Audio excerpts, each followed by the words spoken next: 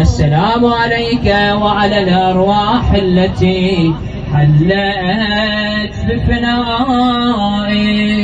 عليكم مني جميعا سلام الله أبدا ما بقيت وبقي الليل والنهار.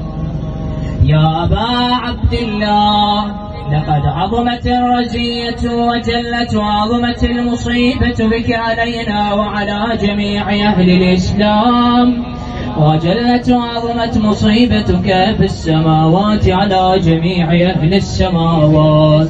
فلعن الله أمة أسست أساس الظلم والجور عليكم أهل البيت، ولعن الله أمة دفعتكم عن مقامكم وأزالتكم عن مراتبكم التي رتبكم الله فيها، ولعن الله أمة قتلتكم، ولعن الله الممهدين لهم بالتمكين من قتالكم.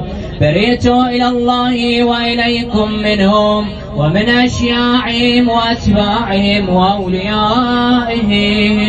يا أبا عبد الله، إني سلم لمن سالمكم.